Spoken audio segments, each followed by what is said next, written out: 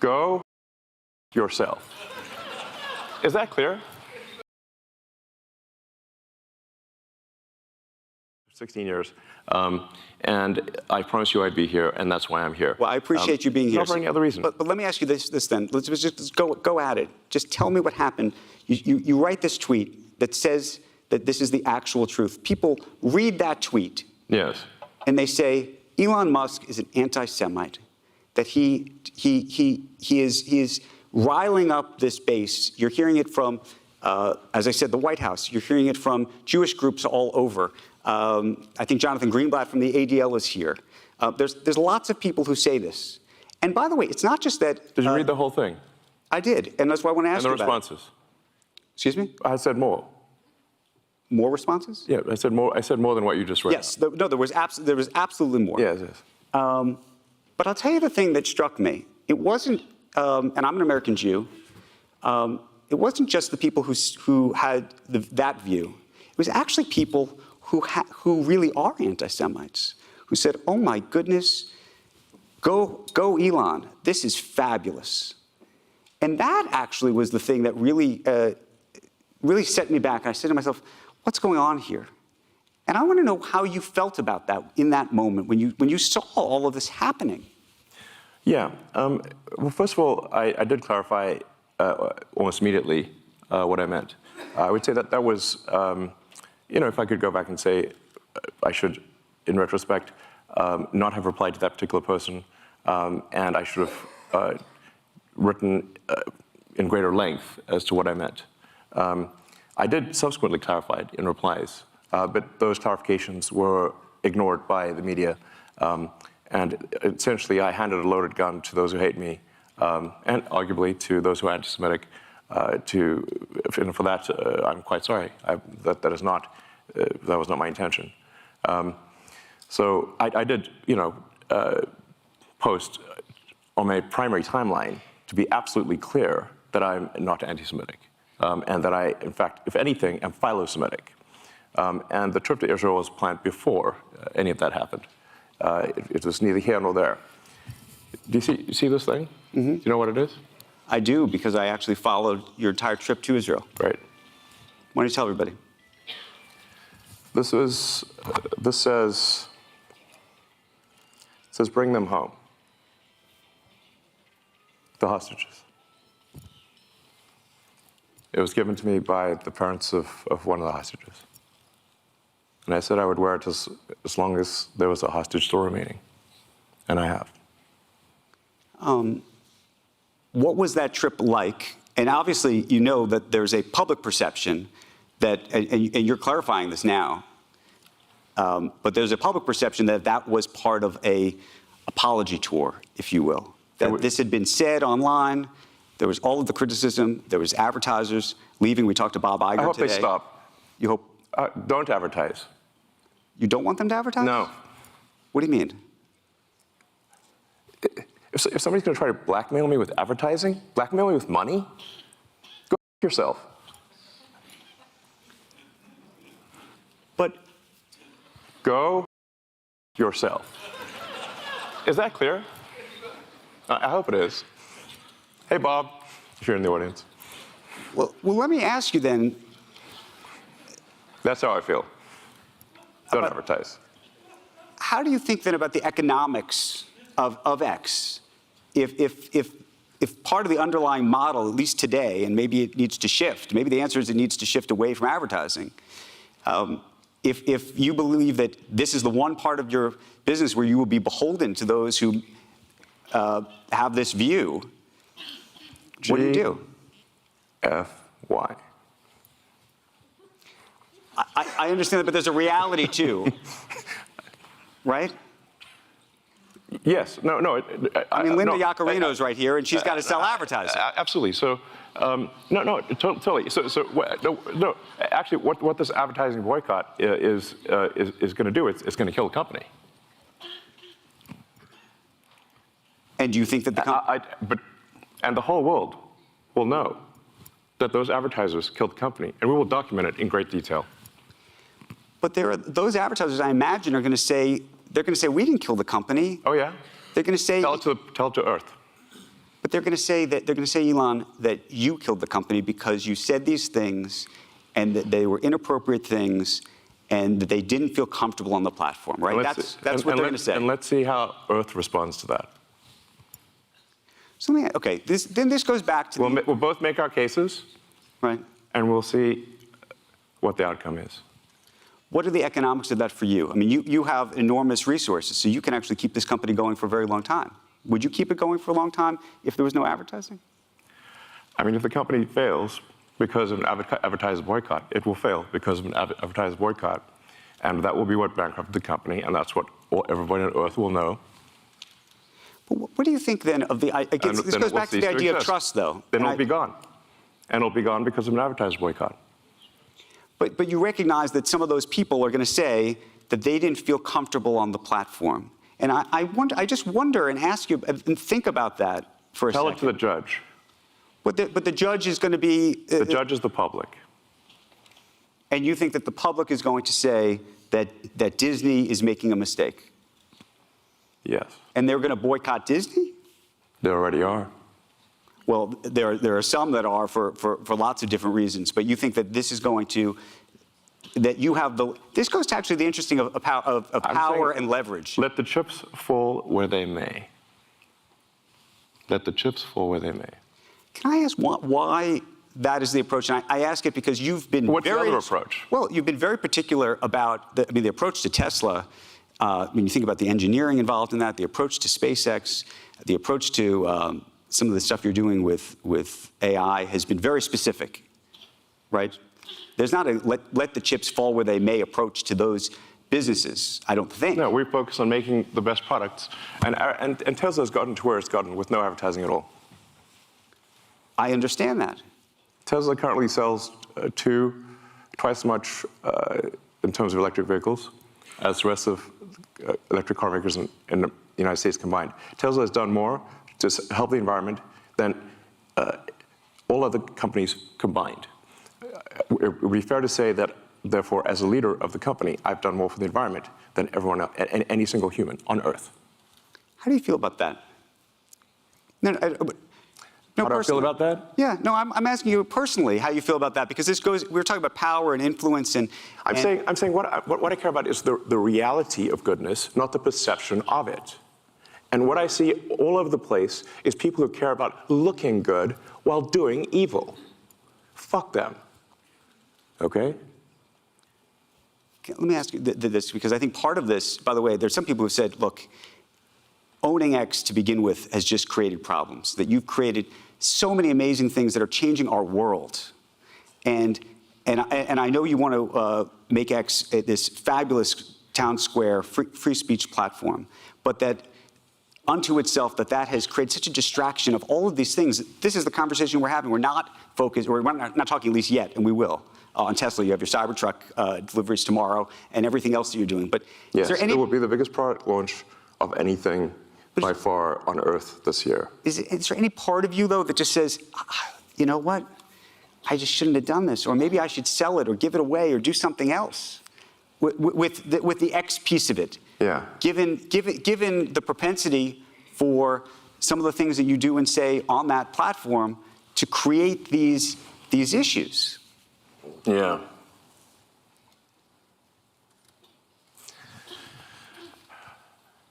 Of all the posts I've done on the platform, I think there might be 30,000 or something like that. Right.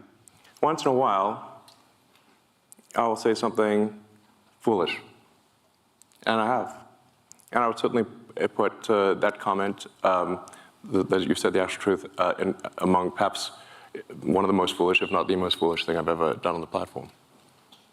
And I did do my best to clarify afterwards that, I certainly do not mean anything anti-Semitic in that.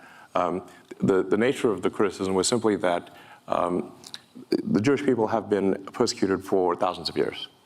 There is a natural affinity, therefore, for persecuted groups. This has led to the funding of organizations that essentially promote any persecuted group or any group with the perception of persecution. this includes radical Islamic groups. Everyone here has seen the massive demonstrations for Hamas in every major city in the West.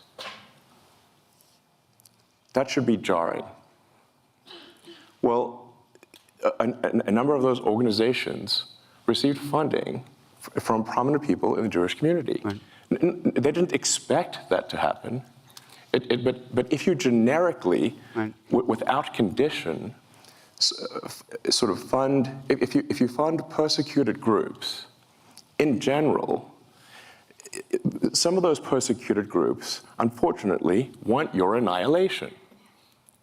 And what I meant by that, when I subsequently clarified, is that it's unwise to fund organizations that support groups that want your annihilation. Is this coming across clearly? Yeah, at no, this it point? is. My question to you, though, I is... think logically this makes a lot of sense. Is there any part of you... I mean, just tell me what happens, though, once all this happens. Let's say you fund a group, and that group supports Hamas, who wants you to die. Perhaps you should not fund them. Right. But you do... Thank you. You do appreciate that when you wade into these very delicate waters, at these very delicate times, Yes. that it can create a real, I mean, as it created headlines for the past 2 weeks, and economic impact. I'm just so curious in your brain, I mean, when you see all this happening, I think are you sitting there going, oh my God, I stepped in it, I wish I didn't do that? Are you saying, screw them, I hate these people, why are they after me? But all of that.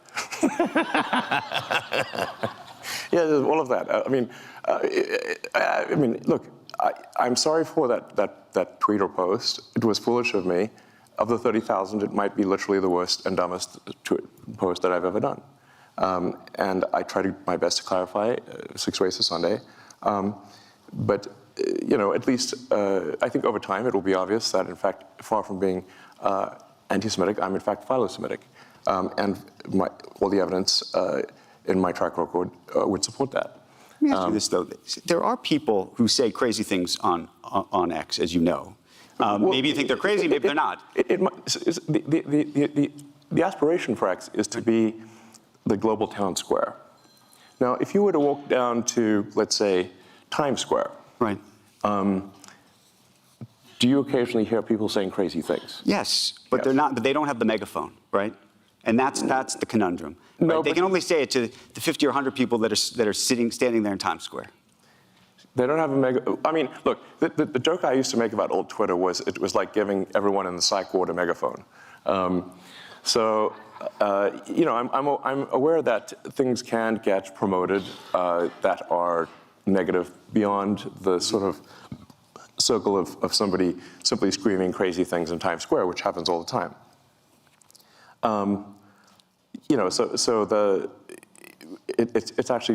It's pretty rare for something, frankly, that is hateful to be promoted. It's not that it never happens, but it's fairly rare. I mean, I would encourage people to look at, for those that use the system, when you look at the feed that you receive, how often is it hateful, and over time has it gotten more or less hateful? And I would say that if you look at the X platform today versus a year ago, I think it is actually much better. I mean, what is your personal experience? Are you surprised? I'm just curious. You use this? I use the platform religiously. I will admit to being an addict, and I use the For You, and I will say. Now the problem is, because I'm a journalist, I go looking for stuff. Well, that's not our fault. I'm just saying. And because I also think the algorithm, for me personally, because I'm looking for stuff, also is feeding me other things. This is actually a challenge in that, like sometimes people will say, like, why is it showing me, posts from this person that I hate? And we were like, well, did you interact a lot with this person that you hate? Well, yes. Well, therefore, it thinks that you want to interact more with this person that you hate. That's like a reasonable. Let me ask this. You kind of want to have an argument. When you tweet, yeah. do you ever Post. or post? Let's say post. When you post, I mean, listen, I'm open. If anyone can come up with a better word, that would be great. when you post, though, But the least bad word I can think of is post. Yeah. when you post, though, are you trying to rile up either a base or an audience? Do you recognize the power you have in that? And also, by the way, not just rile up one version of side of it, but also rile down, which is to say, as I said, there are people who are demonstrably anti-Semitic on the site. I get Jew boy things and all sorts of things that come my way. Hey, for a while they thought I was Jewish, so they would, I'd get it too. But the question is, my name is super Jewish. Do you ever think to yourself, you know what? I'm going to go online and I'm going to say, these people, I condemn these people that are on my site saying these things. Because I have. You say I've condemned anti-Semitism, but do you ever go? Yeah, I said I literally posted I condemn anti-Semitism in all its forms. Like that is a literal post that I made. I mean, I'm like, listen, if I can get out the thesaurus, if you and we could, Let me ask you a different question. You compose it, I'll post it. Okay, let me ask you this.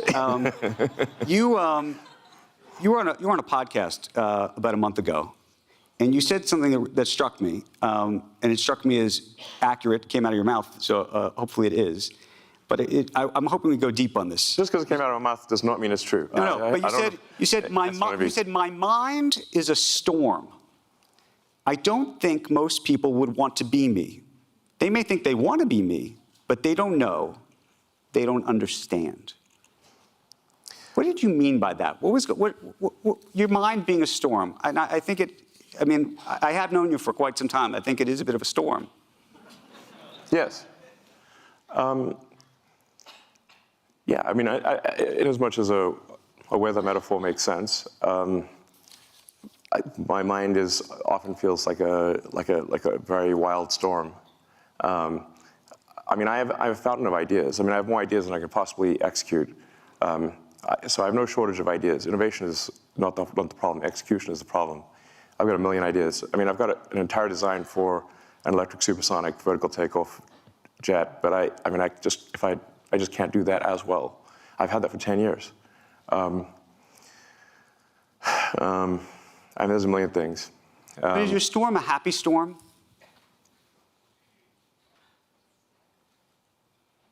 No. It's not a happy storm. No.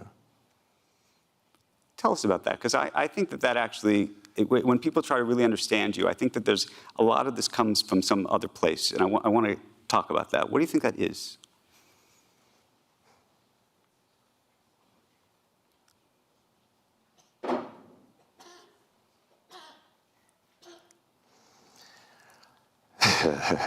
We need like a psychiatrist couch here or something.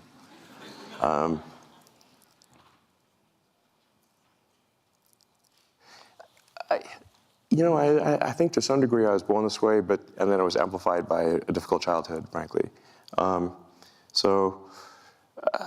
I can remember even in happy moments when I was a kid that it just feels like there's just a rage of forces in my mind constantly. Now this, productively manifests itself in technology and building things for the most part. So, and I think on balance, the output has been very productive. I think the results, as we discussed earlier with SpaceX, Tesla, PayPal, which is still going today. The first internet company that I started, in fact, the first internet company I started, Zip2, was funded by a New York Times company, Hearst Knight Ridder, and in fact, we wrote some of the software for the New York Times website, and we helped bring online several hundred newspapers that previously were only in print.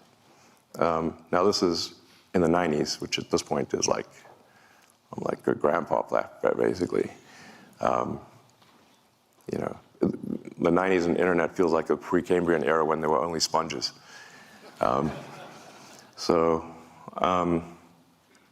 Anyway, so, I feel like a lot of productive things have been done. And you can also look at Tesla as being sort of many companies in one. Like our supercharging network is, if the Tesla supercharging network were its own company, it would be a Fortune 500 company by itself. Just the supercharging system. We also make the cells. We build the power electronics and the powertrain from scratch. We have the most innovative structural design, the largest castings ever used. We have the best manufacturing technology at Tesla, better manufacturing technology than companies that have been doing it for 100 years. So these demons of the mind, are, for the most part, harnessed to productive ends. Okay, so let me ask you a question about that. But that doesn't mean that once in a while they, go wrong. But and this is a question I think a lot of people, are always trying to figure out about not just you, but sometimes themselves. Meaning, what is driving all of this? You're doing all of these things. Do you think that you would be as successful, whatever success is, if it wasn't being driven by I think that there's something you're trying to prove, either to yourself or to somebody. I don't know. We're all trying to prove something. Maybe I'm trying to prove it to my mother. I don't know. No. If I were to describe my philosophy, it is a philosophy of curiosity. I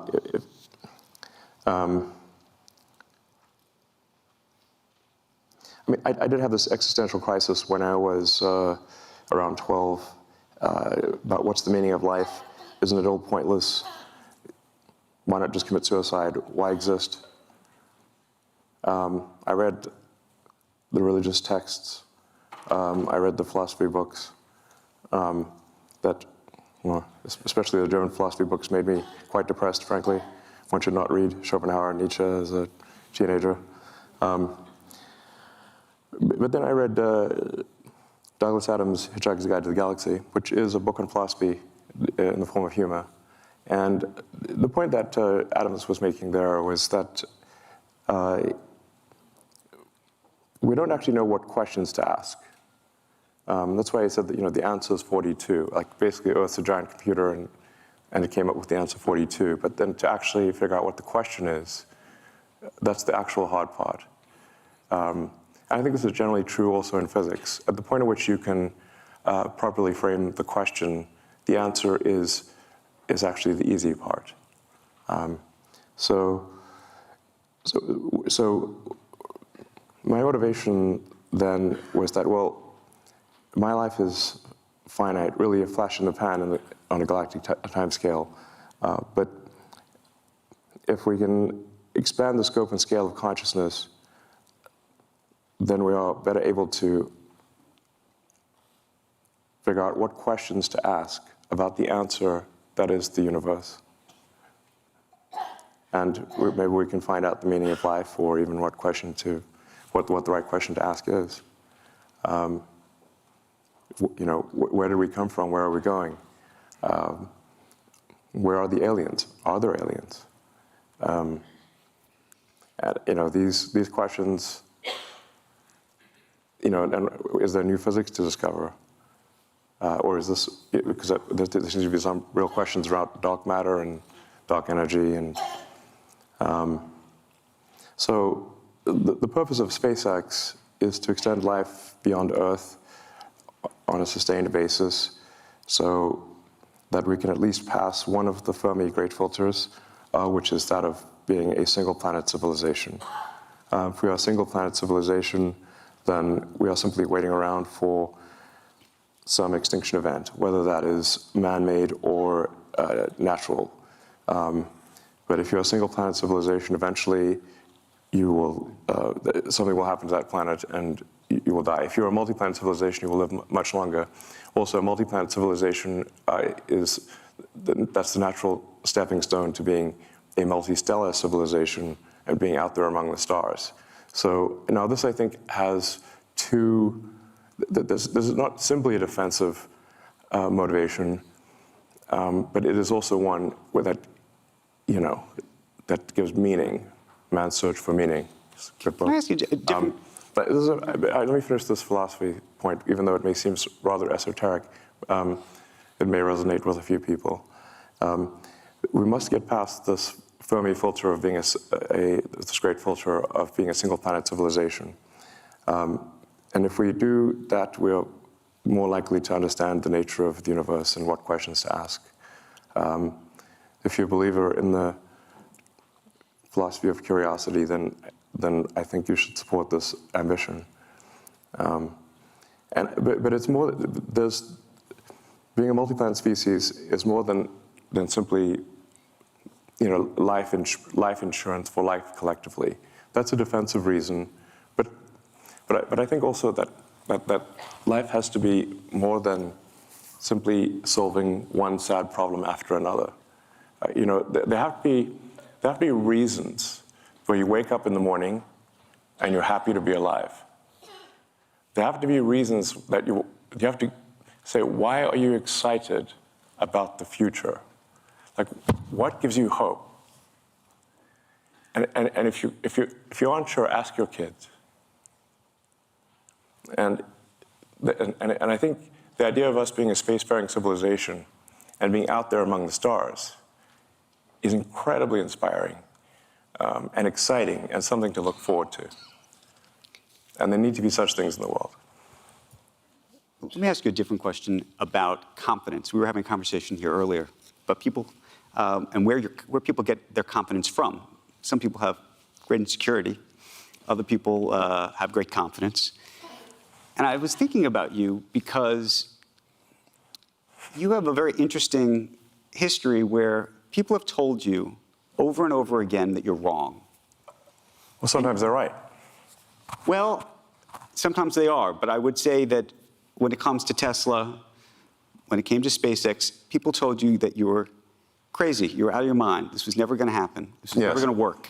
And so the reason I ask you this, though, is now when people say you're wrong, this isn't right, do you look at that and say, you know what, that's like a red flag for me because, I've been told so often that I'm wrong that I know that I know I'm right because I've had that experience?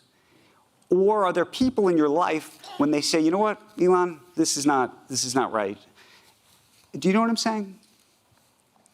I think what you're sort of trying to say is that do I at this point think because I've been right so many times when others have said I'm wrong, that now I perhaps believe I'm right when in fact I'm wrong? You did very well. What do you think? No, I'm right.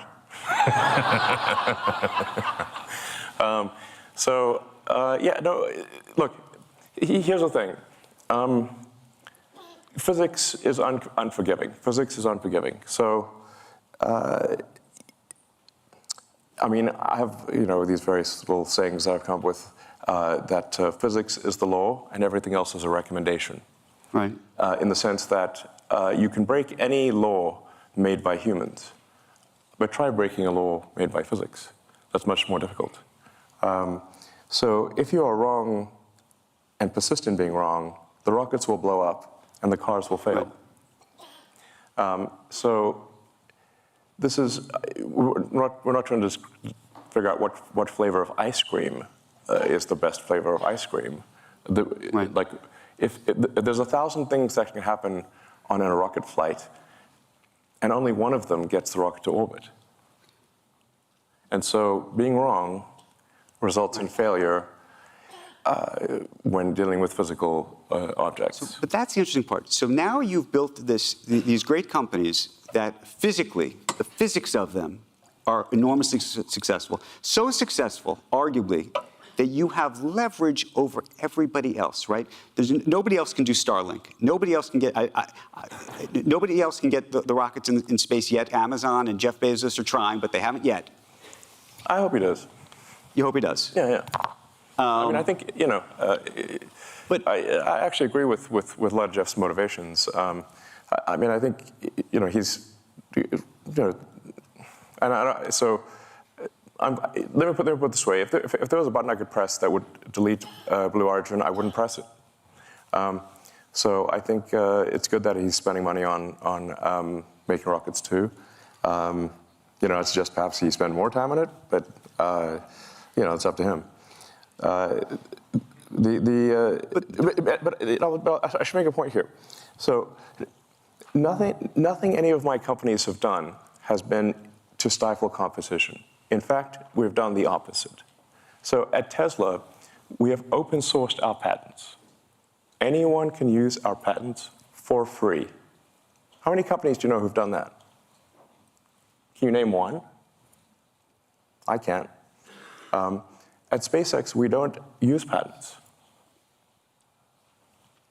So, I mean, so once in a while, we'll file a patent just so some patent troll doesn't cause trouble. But we're not stopping any. We've done nothing anti-competitive. We've done nothing to stop our competitors. I'm not suggesting you are at all. No, I just want to clarify for the audience, because some companies have done anti-competitive things. I think the strange thing, or the unusual thing about SpaceX and Tesla is that we've done things that have helped our competition. So at Tesla, we have made our supercharger system open access. We've made our charger technology available for free to the other manufacturers. The reason No walled garden. We could have put a wall up, but instead we invited them in. The reason I mention this, though, is because you've had this success in the physics world, you now have these very difficult decisions that have huge impacts on the world that are not physical decisions at all. They're decisions of the mind. They're decisions that you and others have to make, and there's a question whether you should be making these decisions at all. And I think about it in the context of Starlink. Obviously, there was the report about how it's being used in Ukraine and the Russia war. There's questions about Taiwan, whether Taiwan should use it or will use it. I believe they're not right now because they're worried that at some point maybe the Chinese will tell you that you have to, they have leverage over you and you're going to have to turn that off, right? I mean, these are very difficult decisions, and I'm so curious how you think about that. And not just the decisions, the fact that you have that power. I think it's important for the audience to understand that the reason I have these powers is not because of some anti-competitive actions. It's simply because we've executed very well. Oh, I'm not dismissing that. I think there are so many people, by the way, who are huge supporters of what you've created. There are other satellites out there, But they're not as good as yours. And and we can say that maybe make the same argument of the cars and everything else. Yeah. But as a result, that gives you enormous leverage. Right? Okay. I mean, with the exception of by the way, these advertisers who aren't on X, in every other instance, everybody needs you. Well, I mean, they use our product if it's better, then use somebody else's product if the other product's better. And I accept that. And maybe one day somebody else will create a better product. Is it like, how is it a bad thing to make better products than other companies? Well, and I want to just go back to the Starlink piece of it, though, because that has sort of a geopolitical ramification in terms of your power and how you think about that specific power, and then the power that the U.S. government might have either over you or not over you, the power the Chinese government might have over you or not over you, and how those things get used. I mean, what are you suggesting? I'm asking the question around this very idea of how these satellites are going to be used, whether you think that you should have control of them, whether the government should have control of them. Do you trust the government? Well, there's a lot of people who don't trust the government. No, exactly. But then this goes back to the trust of you, right? I mean, like I said, we're not the only company who has communication satellites. Our satellites are just much better than theirs. So it's not like we have a monopoly. Right. Do you feel like anybody has product? It's not like. Do you feel anybody has leverage over you? I mean, I think at the end of the day, if we make bad products that people don't want to use, then the users will vote with their resources and use something else. Let me pivot the conversation for a second. I mean, certainly, my companies are overseen by regulators, and while since SpaceX, Starlink, Tesla are overseen by cumulatively over 100 regulators, in actually more than that, a few hundred regulators, because we're in 55 countries. if you sum up all the times that I had an argument with regulators, of hundreds of regulators over decades, it can sound really terrible, except they forgot to mention that there were 10 million regulations we complied with and only 5 that I disagreed with. But they list all the 5, and it sounds like, wow, this guy's a real maverick. I'm like, yeah, but what about the 10 million we complied with? Let me one related thing on this, and the leverage of countries and things over you and regulators. X is this free speech platform. You do business in China, lots of business in China. That's an important part of your business, I imagine. Well, not SpaceX. How do you think about the leverage that the Chinese have over you? And do they have leverage over you? And how do you feel about, some people would say, is it hypocritical for you to be doing business in China, or frankly in other countries as it relates to X and other things, that don't follow this free speech path that you have espoused? The best that the X platform can do is adhere to the laws of any given country. Do you think there's something more we could do than that? I think it would be very hard, but I just wonder, given the sort of strong philosophical approach that you've been vocal about, whether you say to yourself, you know, maybe I shouldn't be doing business in that country. Well, first of all, Starlink and SpaceX are no business in China whatsoever. Tesla has one of 4 vehicle factories in China, and China is, you know, I don't know, a quarter of our market or something like that. So it's a quarter of the market of one company. The same is true, by the way, of all the other car companies. They also have something on that order of a quarter of their sales in China. So if that's a problem for Tesla, it's a problem for every car company. I mean, I think one has to be careful about not conflating the various companies, because I can only do things that are within the bounds of the law. I cannot do beyond that. My aspiration is to do as much good as possible and to be as productive as possible within the bounds of what is legal.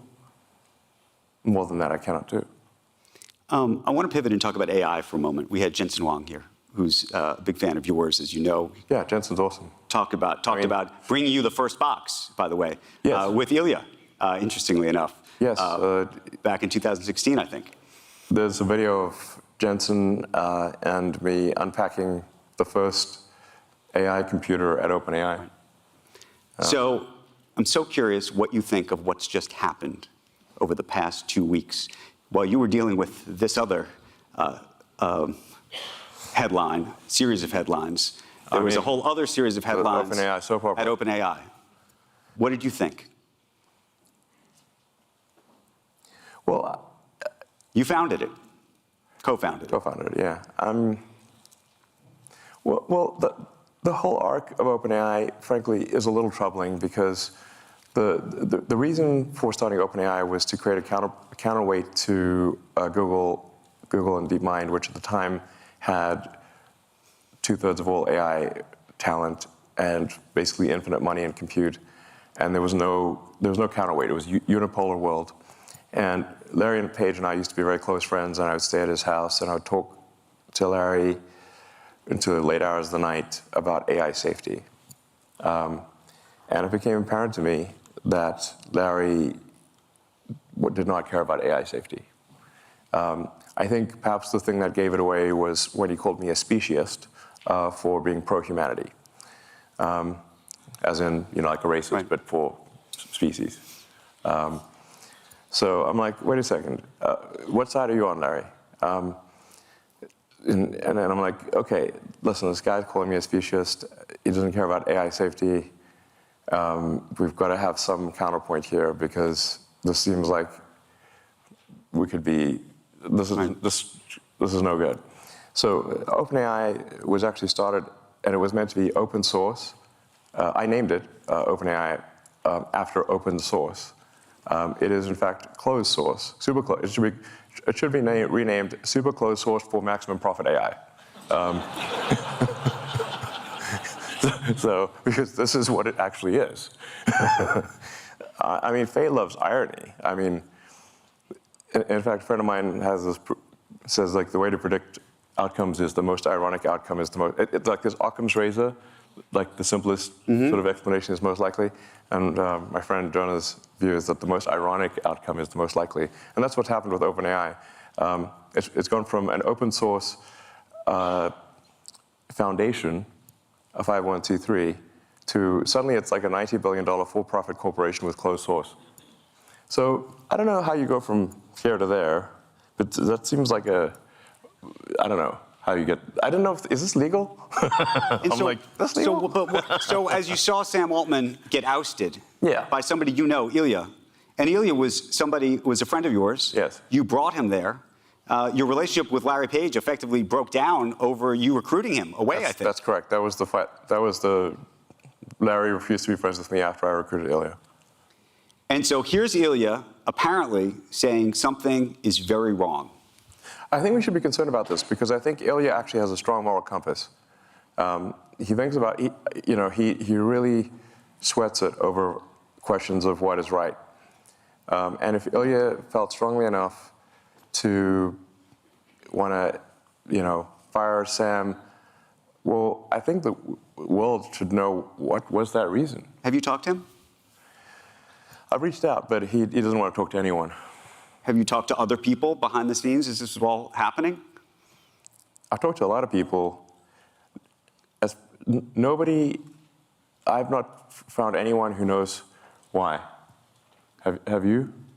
I think we are all still trying to find out.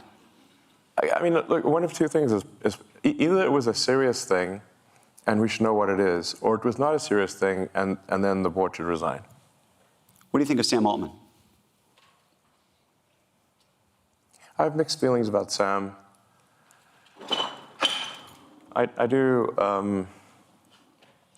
the ring of power, can corrupt. And this is the ring of power. So, I don't know. I want to know why Ilya felt so strongly as to fire Sam. This sounds like a serious thing. I don't think it was trivial.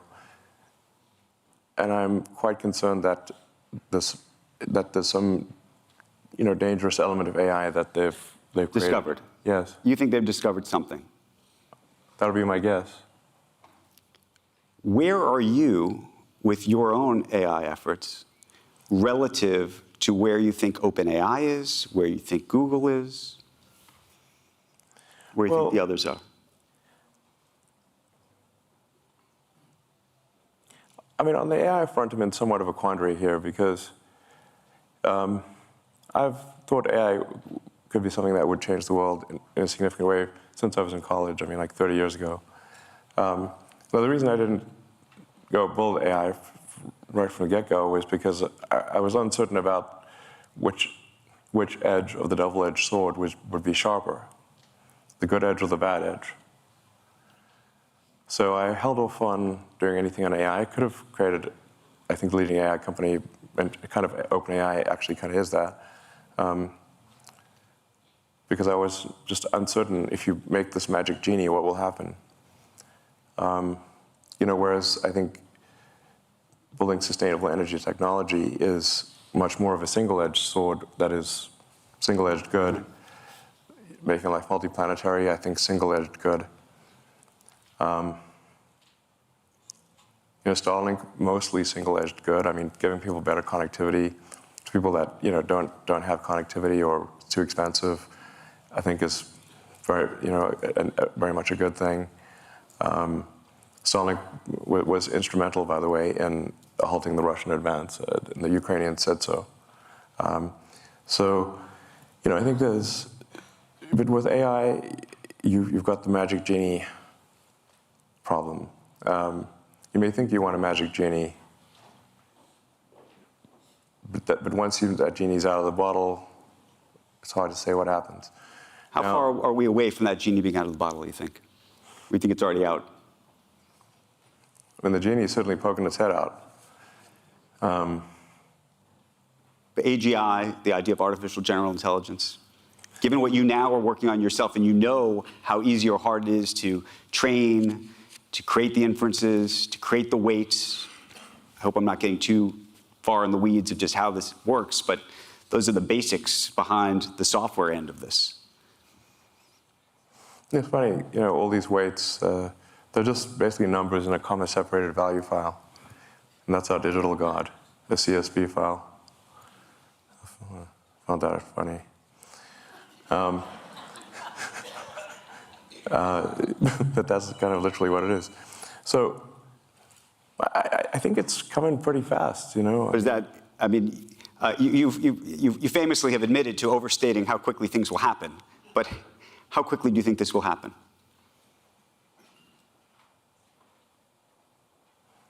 If you say smarter than the smartest human at anything, Yep.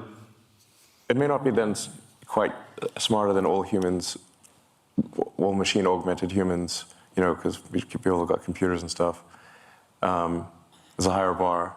But if you say smarter than any, can write as good a novel as, say, J.K. Rowling, or discover new physics, or invent new technology, I would say that we are less than 3 years from that point.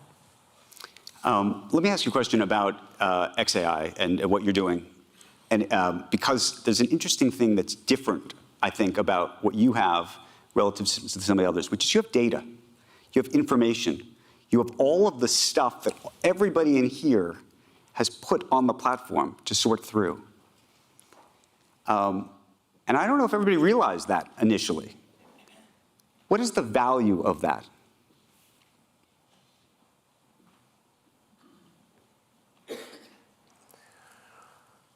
Yeah, I mean, data is very important. You could say data is probably more valuable than gold.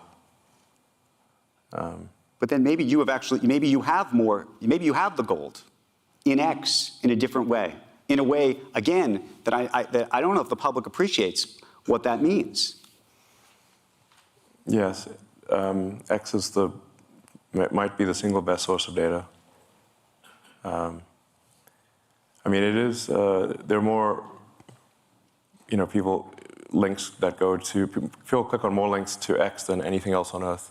Sometimes people think Facebook or Instagram is a bigger thing, but actually there are more links to X than anything. This is public information, you can Google it. Okay, let me ask you So it is where you would find what is happening right now on Earth at any given point in time. The whole OpenAI drama played out, in fact, on the X platform. So it is one of the, it's not, Google certainly has a massive amount of data, so does Microsoft. So it's not like, but it is one of the best sources of data. Can I ask you an interesting IP issue, which I think is actually something I can say as somebody who's in the creator business and journalistic business and whatnot, or care about copyright. So one of the things about training on data has been this idea that you're not going to train, or that these things are not being trained on people's copyrighted information. Historically, that's been the concept. Yeah, that's a huge lie. Say that again? Yes, these AIs are all trained on copyrighted data, obviously. So you think it's a lie when OpenAI says that this is not, none of these guys say they're training on copyrighted data? That's a lie. It's a lie, straight up. It's a straight up lie. Okay. 100%. So then, obviously, it's been trained on copyrighted data. Okay, so let me ask you a second question, which is all of the people who have been uploading. I mean, it's like one every minute. Yeah. All of the people who have been uploading articles, the best quotes from different articles, videos to X. All of that can be trained on. And it's interesting because people put all of that there, and those quotes have historically been considered fair use, right? People are putting those quotes up there. And individually, on a fair use basis, you'd say, okay, that makes sense. But now there are people who do threads, and by the way, there may be multiple people who've done an article that has 1,000 words. Technically, all 1,000 words could have made it onto X somehow. And effectively, now you have this remarkable repository. And I wonder how you think about that, again, and how you think the creative community and those who were the original IP owners should think about that. I don't know, except to say that by the time these lawsuits are decided, we'll have digital God. So ask digital God at that point. These lawsuits won't be decided before on a time frame that is relevant. But is that a good thing or a bad thing? I think we live, there's that, I don't know if it's actually a real Chinese saying or not, but may you live in interesting times. Right. It's apparently not a good thing. But I would prefer to, personally, I would prefer to live in interesting times. And we live in the most interesting of times. I think, and for a while there, I was like really getting demotivated and losing sleep over the threat of AI danger. And then I finally sort of became fatalistic about it and said, well, even if I knew annihilation was certain, would I choose to be alive at that time or not? And I said I probably would choose to be alive at that time because it's the most interesting thing, even if there's nothing I could do about it. So then, then basically sort of a fatalistic resignation helped me sleep at night because I was having trouble sleeping at night because of AI danger. Now, what to do about it? I mean, I've been the biggest, the one banging the drum the hardest, by far the longest, or at least one of the longest for AI danger. And these regulatory things that are happening, the single biggest reason they're happening is because of me. Do you think they're ever going to get their arms around it? We talked to the vice president this afternoon. She said she wants to regulate it. People have been trying to regulate social media for years and have done nothing effectively. Well, there's regulation around anything which is like a physical danger or a danger to the public. So like cars are heavily regulated, communications are heavily regulated, rockets and aircraft are heavily regulated. The general philosophy about regulation is that when something is a danger to the public, that there needs to be some government oversight. So I think, in my view, AI is more dangerous than nuclear bombs. And we regulate nuclear bombs. You can't just go make a nuclear bomb in your backyard. I think we should have some kind of regulation with AI. Now, this tends to cause the AI accelerationists to get up in arms because they think AI is sort of heaven, basically. But you typically don't like regulation. You've pushed back on regulators for the most part in the world of Tesla and so many instances where we read articles about you pushing back on the regulators. I'm so curious why, in this instance, now you own one of these businesses. As I said a moment ago, one should not take what is viewed in the media as being the whole picture. There are literally hundreds. This is probably not an exaggeration. So there are probably 100 million regulations that my companies comply with, and there are probably 5 that we don't. And if we disagree with some of those regulations, it's because we think the regulation that is meant to do good doesn't actually do good. But that's an interesting thing. Defying regulations for the question is, if there are laws and rules, whether the idea is that you're making the decision that the law and the rule shouldn't be the law and the rule, and then, right? Isn't? No, I'm saying you're fundamentally mistaken, and it should be obvious that you're mistaken. My company's automotive is heavily regulated. We would not be allowed to put cars on the road if we did not comply with this vast body of regulation. Now, you could fill up this stage with literally, 6 foot high, with the regulations that you have to comply with to make a car. Right. Would make you could have a room full of phone books. That's how big the regulations are. And if you don't comply with all of those, you can't sell the car. And if we don't comply with all the regulations for rockets or for Starlink, they shut us down. So in fact, I am incredibly compliant with regulations. Now, once in a while, there'll be something that I disagree with. The reason I would disagree with it is because I think the regulation in that particular case, in that rare case, does not serve the public good. And therefore, I think it is my obligation to object to a regulation that is meant to serve the public good, but doesn't.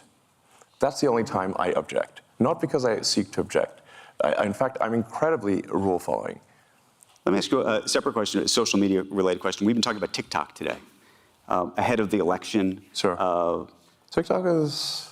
What do you think of TikTok? Do you think it's a national security threat?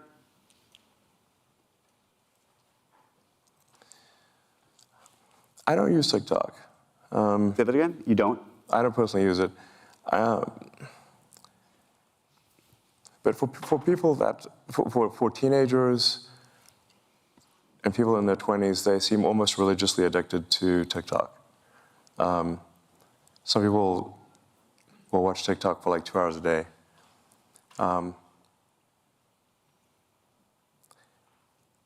I stopped using TikTok when I felt the AI probing my mind, and it made me uncomfortable. So I stopped using it. And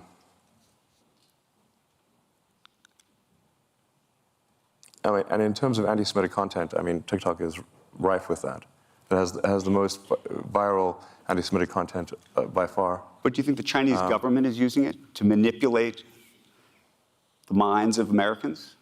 No. Is that something that you think we should worry about? I mean, you have different states that are trying to ban it. I don't think this is some Chinese government plot. But it is, the TikTok algorithm is entirely AI powered. So it is really just trying to find the most viral thing possible. It's what is going to keep you glued to the screen. Right. That's it. Now, on sheer numbers, there are on the order of 2 billion Muslims in the world, and I think much smaller number of Jewish people. What, 20 million, something? Many orders of magnitude fewer.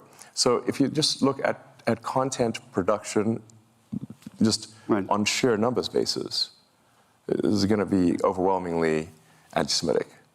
Let me ask you a political question. And I've been trying to square this one in my head for a long time. Yeah. In the last 2 or 3 years, you have moved decidedly to the right, I think. Have I? Well, we can discuss this. I think that you have been espousing and promoting a number of Republican candidates and others. You've been very frustrated with the Biden administration over, I think, unions and feeling like they did not respect what you've created. Well, I mean, without doing nothing to provoke the Biden administration, they held an electric vehicle summit at the White House and specifically refused to let Tesla attend. This was in the first 6 months of the administration. And we inquired, we literally make more electric cars than everyone else combined. Why are we not allowed? Why are you only letting Ford, GM, Chrysler, and UAW, and you're specifically disallowing us from the EV summit at the White House? We'd done nothing to provoke them. Then Biden went on to add insult to injury and publicly said that GM was leading the electric car revolution. This was in the same quarter that Tesla made 300,000 electric cars and GM made 26. Does that seem fair to you? So, but tell me this then. It doesn't seem fair. And I've asked repeatedly, you've probably seen me. And by the way, I had a great relationship with Obama. So there was not a. So, but then there's I voted this. for Obama. I stood in line for 6 hours to shake Obama's hand. Okay. So let me just ask on a personal level. I can see it in your face. This hurt you personally. And it hurt the company too. And it was an insult to, Tesla has 140,000 employees. Okay, half of them are in the United States. Tesla has created more manufacturing jobs than everyone else combined. So let me ask this then. You've devoted at least the last close to 20 years of your life, if not more, to the climate change, trying to get Tesla off the ground, in part to improve climate. You talked about that. Yeah, a real right-wing motive. Repeatedly. God, far right, if anything. I understand that. And then it's a reverse psychology next level. Well, no, but so here's then the question, which is how do you square the support that you have given? I believe you were at a fundraiser for Vivek Ramaswamy, for example, who says that the climate issue is a hoax, right? Yeah, I disagree with him on that. But I would think that would be such a singular issue for you. I would think that the climate issue would be such a singular issue for you that actually it would disqualify almost anybody who didn't take that issue seriously. Well, I haven't endorsed anyone for president. I mean, I wanted to hear what Vivek had to say because I think some of his things that some of the things he says, I think, are pretty solid. You know, he's concerned about government overreach, about government control of information. The degree to which old Twitter was basically a sock puppet of the government was ridiculous. So, you know, it seems to me that there's a very severe violation of the First Amendment in terms of how much government control, how much control the government had over old Twitter, and it no longer does.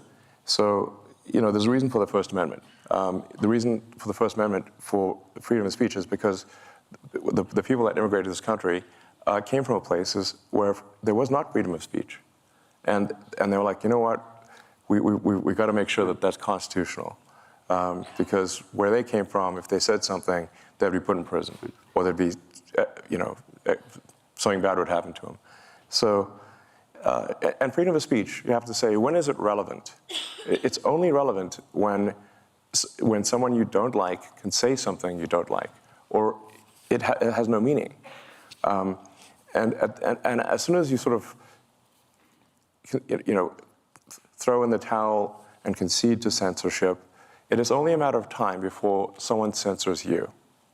And that is why we have the First Amendment. Could you see yourself voting for President Biden? If it's a Biden-Trump election, for example?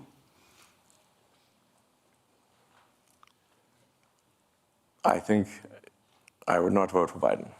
You'd vote for Trump? I'm not saying I'd vote for Trump, but I mean,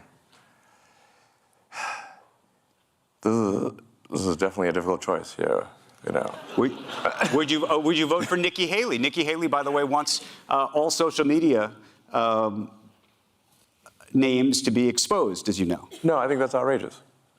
Yeah, no, I'm not going to vote for some pro-censorship candidate. Like I said, I mean, I think these, you have to,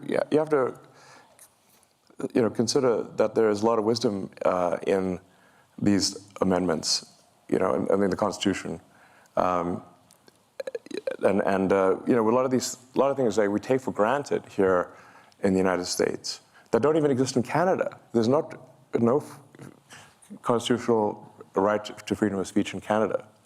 So, you know, it's not, and there's no Miranda rights in Canada. People think you know, you have the right to remain silent. You don't actually in Canada.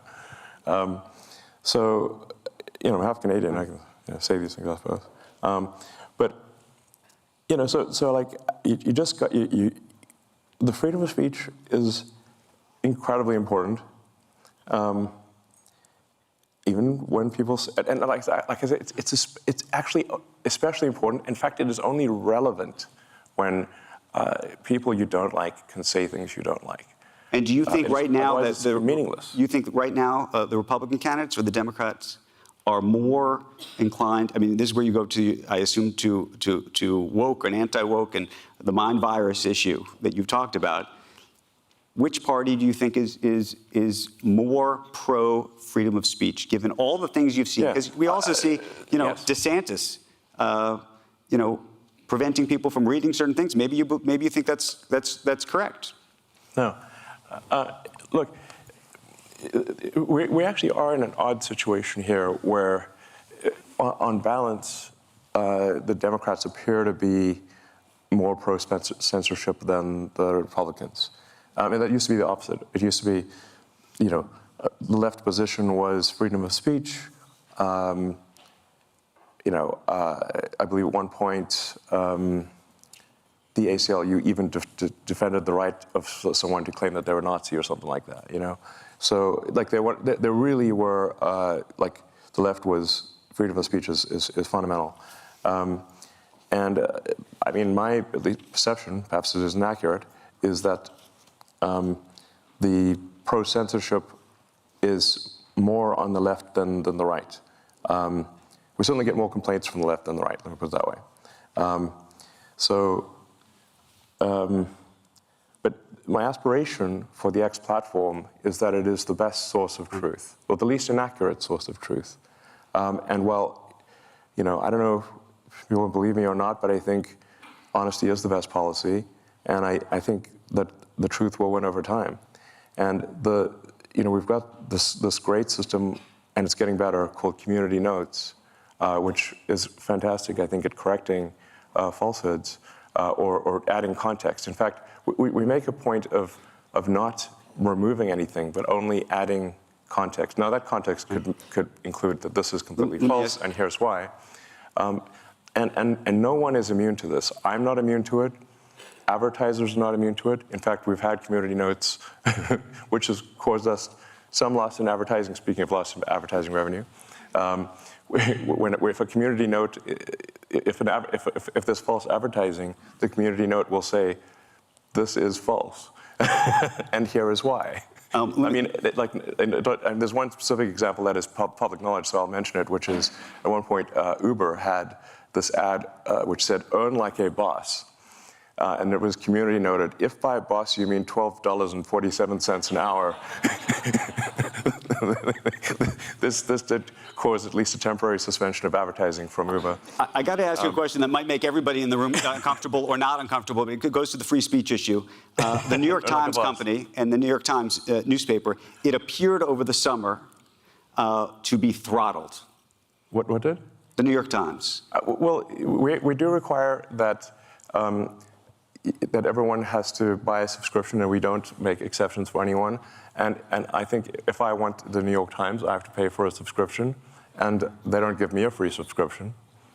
So I'm not going to give them a free subscription. But were you throttling the New York Times relative to other news organizations, relative to everybody else? Was it specific to the Times?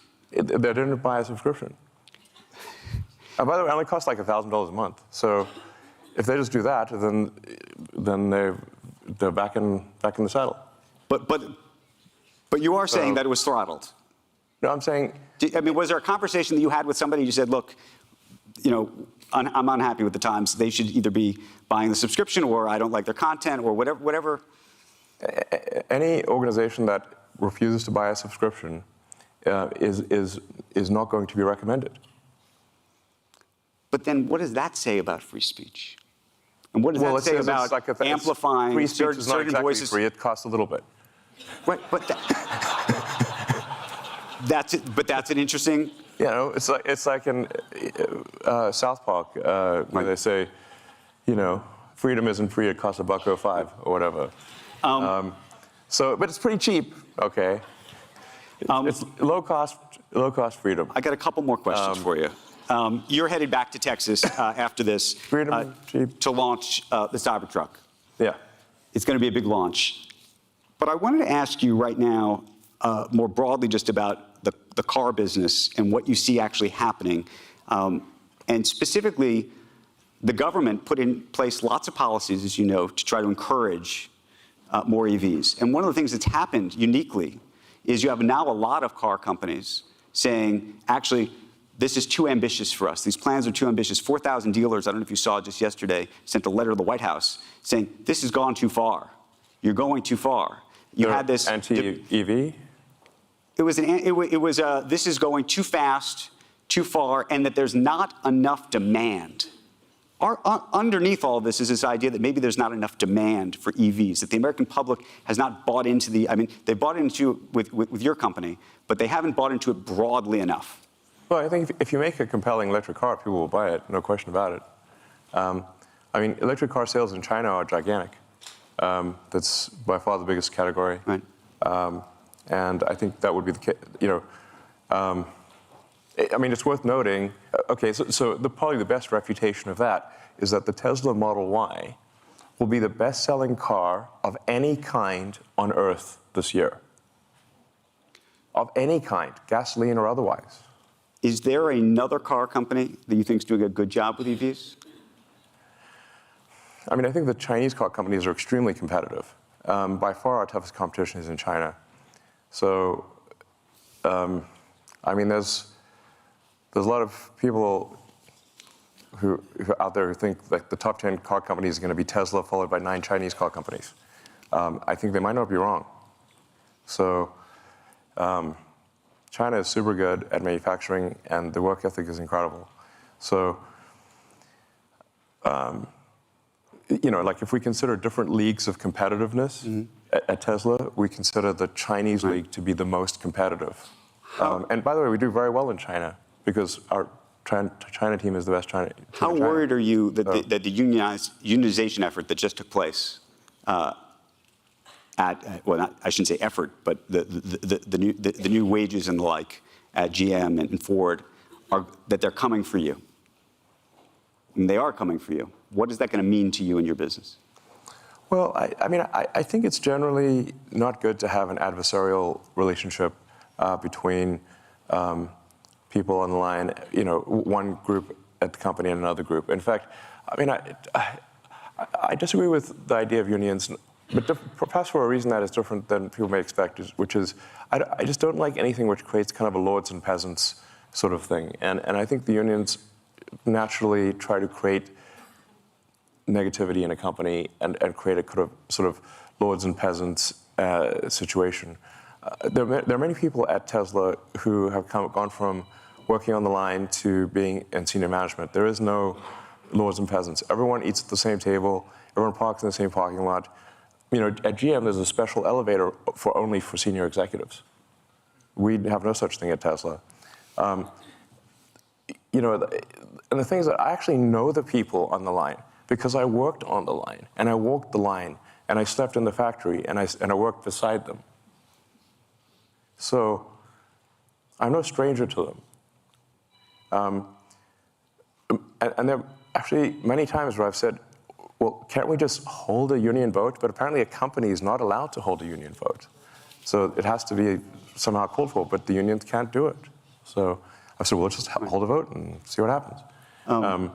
The actual problem is the opposite. It's not that people are trapped at Tesla building cars. The challenge is how do we retain great people to do the hard work of building cars when they have like 6 other opportunities that they can do that are easier.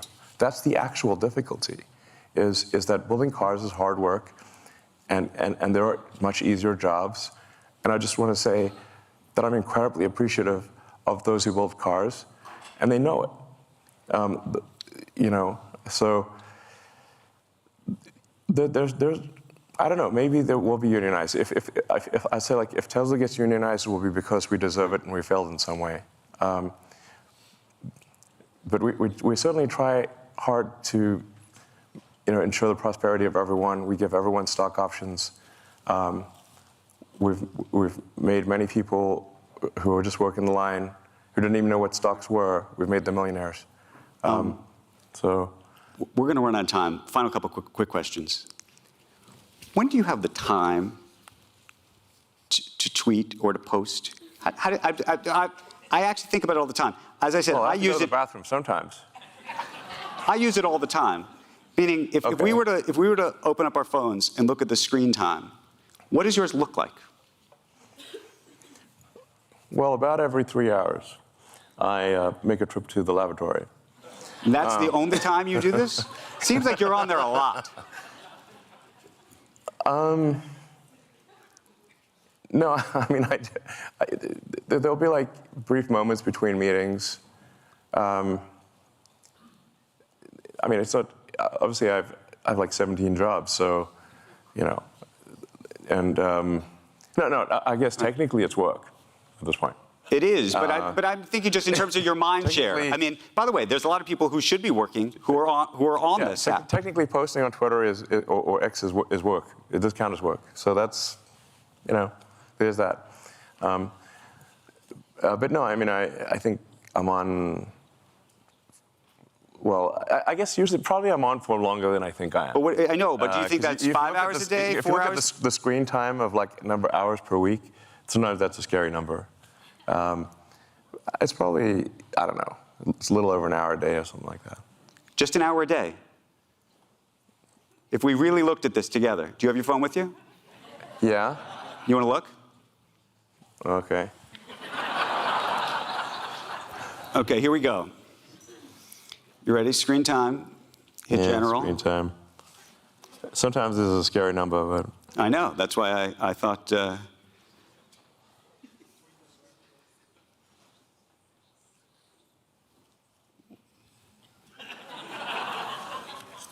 I just got a new phone, so I think this is not accurate because it says it's 1 minute. Pretty sure it's more than that. Wait, it's over the week. There we go. Yeah, go to the week. Okay, so it's still wrong. It's more than 4 minutes. I just got a new phone, so this is not accurate. It literally says 4 minutes. New phone. Tim Cook sent you that phone? New phone, who does, you know? I should ask, by the way, because I just mentioned Tim Cook. Do you feel like you're going to have a battle with him eventually? Is that the next fight? I mean, over the App Store? The idea of making a phone, what do you mean, like? No. App Store? Over the App Store. Would you ever what? make a phone? Sam Altman's apparently thinking about making a phone with Johnny Ive. I mean, I don't think there's a real need to make a phone. I mean, if there's a essential need to make a phone, I'd make a phone, but I got a lot of fish to fry. So, I mean, I do think there's a fundamental challenge that phone makers have at this point, because you've got basically a black rectangle.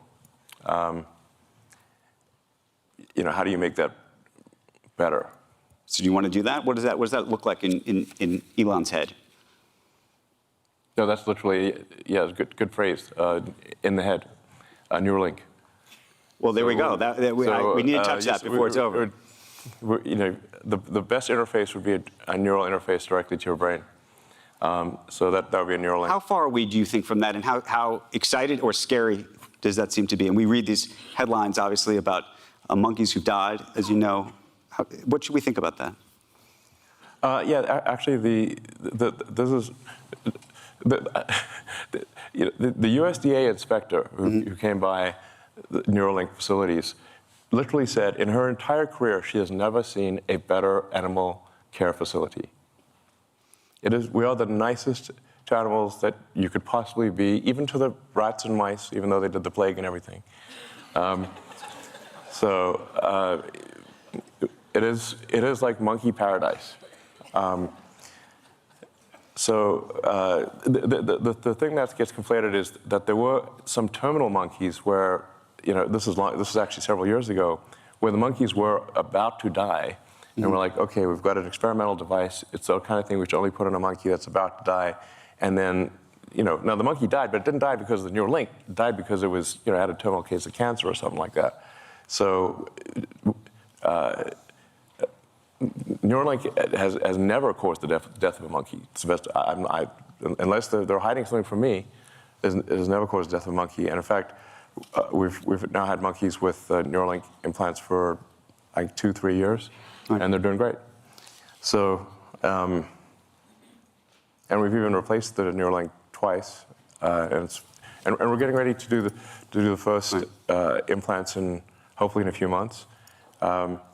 The early implementations of Neuralink, I think, are unequivocally good. Speaking of the double-edged sword, I think these early implementations are single-edged sword, because the first implementations will be to enable people who have lost the brain-body connection to be able to operate a computer or a phone faster than someone who has hands that work. So you can imagine if Stephen Hawking could communicate faster than someone who had full body functionality, how incredible that would be. Well, that's what this device will do. And we should have a proof of that in a human, hopefully in a few months. It already works in monkeys and works quite well with monkeys that can play video games just by thinking. So then the next application after the sort of those, you know, dealing with tetraplegics and quadriplegics is going to be vision. Vision is the next thing. So it's like if somebody has lost both eyes, or the optic nerve has failed, basically where they have no possibility of having sort of some ocular correction, that will be the next thing for Neuralink, is a direct vision interface. And in fact, then you could be like Geordi LaForge from Star Trek. You could see in like any frequency, actually. You could see in radar if you want. 2 final questions, and then we're going to end this conversation, which I think has taken everybody inside the mind of Elon Musk today. Not as well as Neuralink will, though.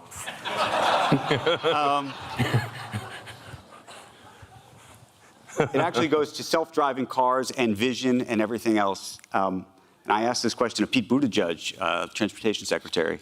It's actually something you retweeted, so I wanted to ask you the same question.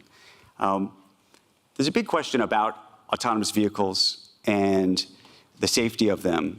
But there's also a question about when it will be politically palatable in this country for people to die in cars that are controlled by computers, which is, say, we have 35, 40,000 deaths every year in this country. Yeah. If you could bring that number down to 10,000, 5,000, that might be a great thing. But do we think that the country will accept the idea that 5,000 people, that your family might have perished in a vehicle as a result not of a human making a mistake, but of a computer?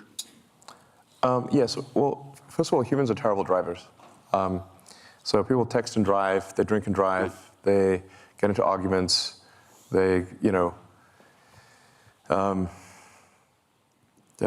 all sorts of things in cars that they should not do. So it's actually remarkable that there are not more deaths than there are.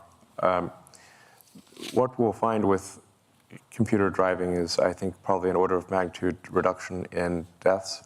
I think, and the US has actually far fewer deaths per capita than the rest of the world. If you go worldwide, I think there's something close to 1 million deaths per year due to automotive accidents.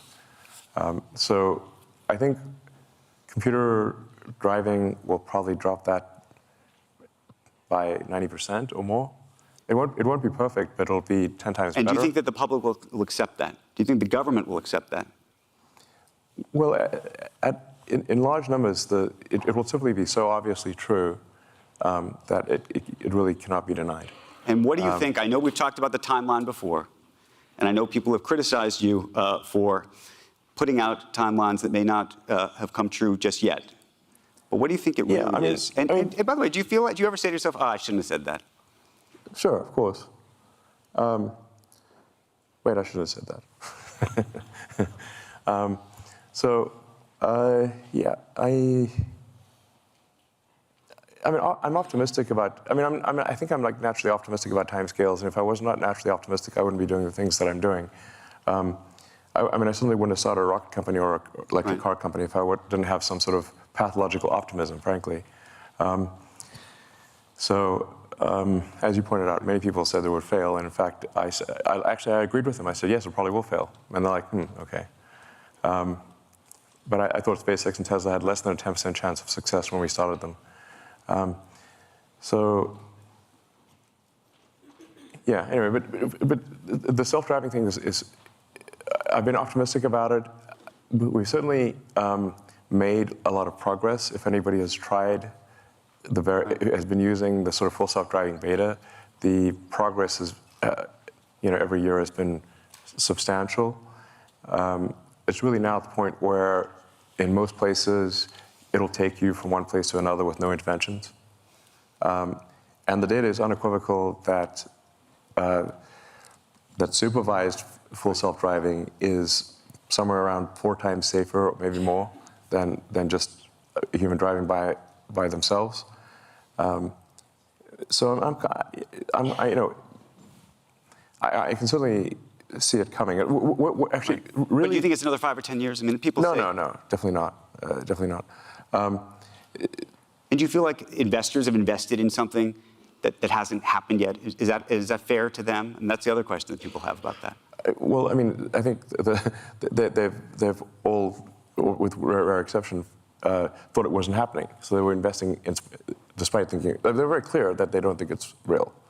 So they're not saying, oh, we just believe everything Elon says, hook, line, and sinker. But the thing is that, I would be a fair criticism of me to say that I'm late, but it isn't. But I always deliver in the end. Let me ask you the final question. I took note of this. It was November 11th, and you took to Twitter and you wrote only 2 words. You said, amplify empathy. Right. I was taken aback by that, given all the things that have been going on in the world. Do you remember what you were thinking? Well, I think it's quite literally. I understand it, but what was going on? Why did you write that? Well, I was encouraging people to amplify empathy. Literally. I tend to be quite literal. But was there something that had happened I mean, that you had seen that you said to yourself, I want to say that?